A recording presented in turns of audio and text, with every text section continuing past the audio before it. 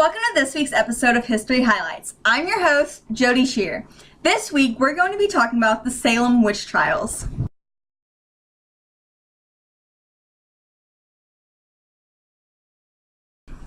The Salem witch trials were a series of women who were persecuted and hung because the courts found them guilty of being witches. The people believed that the witches were causing young girls to become ill, and they had never seen something so horrible. Now, to understand the hysteria of why they did this, I'm going to give some backstory. The Massachusetts Bay Colony in 1692 had a strong belief in the devil. The colonies had already gone through disease and attacks, and they were stressed. They believed that witches had made a deal with the devil to wreak havoc and pain on the colony. They also started to feel like women were becoming too independent. They felt that women were doing things that weren't common for a woman to do. So, when the accusation of witchcraft started, hysteria broke out. The colonists were scared and therefore believed the only right thing to do was kill those guilty of being witches. They believed that was the only way to save themselves from death.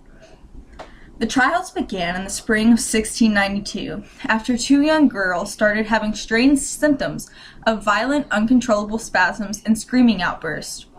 A village doctor diagnosed the symptoms of being caused by witchcraft.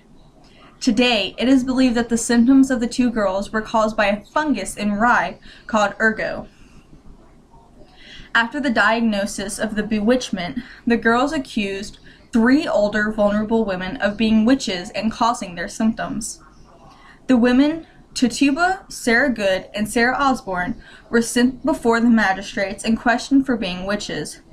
Good and Osborne denied being witches and refused to say otherwise, while Tituba said she was guilty and had others helping her. Today's theory believed that she pled guilty to save herself from being hung. She believed that if she said she had help, then she could be an informant to the courts.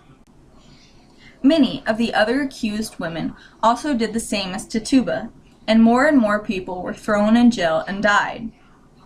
Due to so many being accused and thrown in jail, the courts became overwhelmed, and in June of 1692, a special court in Salem was made to hear all witchcraft cases. They sent all guilty to death by hanging. The first to be tried in the court was Bridget Bishop.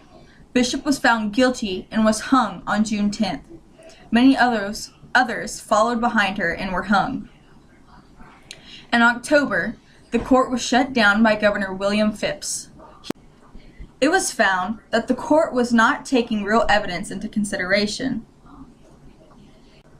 The court was sending innocent people to die. A new court was set in place for the old one. After the court was shut down, accusations of witchcraft stopped, and the Salem witch trials ended. The new court released people awaiting trial and execution. In January of 1697, the witchcraft courts were shut down and deemed unlawful. The courts created a day of fasting. The day was to acknowledge the tragedy of the Salem witch trials. In 1711, the families of those killed were given money by Massachusetts.